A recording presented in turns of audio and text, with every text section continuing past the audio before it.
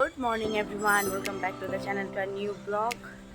সকাল সকাল এরকম সুন্দর একটা পরিবেশ, চারিদিকে বাগান, সামনে পুকুর, দিদির বাড়ি, দারুণ মজা করছি।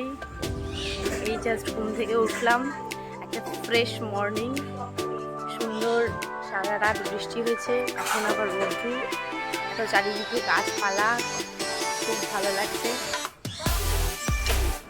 তারপর সবাই মিলে চা নিয়ে বসে গেছিলাম একসাথে গল্প করতে। প্রথম রাউন্ড আমার চা খাওয়া হয়ে গেছে, আবার আমি আর দিদি আবার চা খেতে বসেছি।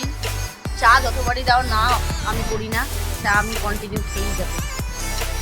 দুপুরের আনাজ কাটার প্রস্তুতি চলছে, আর তার সাথে এদিকে দুপুরের টিফিনও বাড়া হচ্ছে, মুড়ি, প্যাটিস, আলু চচ্চড়ি। আমি যোগকে শশা মুড়ি নিয়ে বসে গেছি। টিফিন খেয়ে দিয়ে শুয়ে শুয়ে ল্যাদ খাচ্ছিলাম। তারপরে মিষ্টি আনতে যেতে হবে, তো দিদি বললো যে পাশেই সামনেই একটা বাজার থেকে মিষ্টি নিয়ে আসি। তো রেডি হয়েছি, এবার আমি আর দিদি মিলে বাজারে যাব মিষ্টি কিনতে, আর চিকেন কিছু কেনার আছে। সকালবেলা বাকি বাজার সব শাক সবজি মাটন সব আনা হয়ে গেছে, একটু চিকেন আর মিষ্টি আনতে তারপরে বাজারের ওপর দিয়ে আমরা দুজনে চলে যাচ্ছিলাম মিষ্টি কিনতে। তারপরে মিষ্টি দোকানে এসে কিনেও বুঝতে না।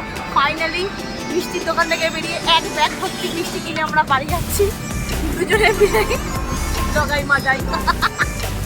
ওর দিদি ওখান থেকে চিকেন আনতে চলে গেছে, আমাকে মিষ্টির ব্যাগ ভরে দিয়েছে। এখন আমরা মিষ্টি কিনে বাড়ি দিতে যাচ্ছি। চারিদিকটা এত সবুজ, আমার এত ভালো লাগে এখানে আসতে, কি বলবো। এখানে পটলের দোরমা হবে, পটলগুলো ভাজতে দিয়েছিল, আর পাশে গরম গরম মাটন ফুটছে। তারপরে আজকে আমার জামাইবাবুর বার্থডে ছিল, জেঠুমনি এসে আশীর্বাদ করছিল জেঠুমনি বা জামাইবাবুকে। দুপুরবেলা লাঞ্চ করে খেয়ে দিয়ে রেস্ট নিয়ে এবার একটু ঘুরতে বেরিয়েছি। 6টা বেজেই গেছে, তাও সামনে একটা শিব মন্দির আছে, ওখানে একটু ঘুরতে যাবো আমি আর বোন।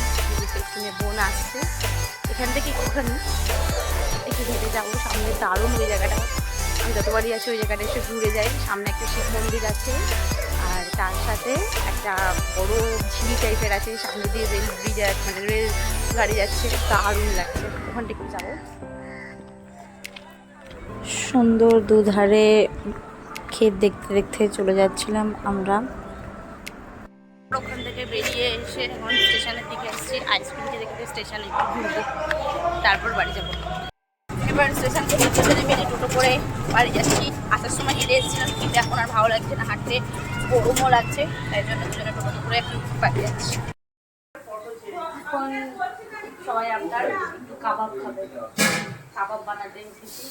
দুপুরবেলা ম্যারিনেট করে রেখে দিয়েছিলাম, এখন একটু কাবাবটা বানাচ্ছি। তারপর চিকেনগুলোকে পুড়িয়ে নিচ্ছিলাম। তারপরে রাত্রিবেলা ডিনারেতে মাটন, মিষ্টি, রুটি। Good night.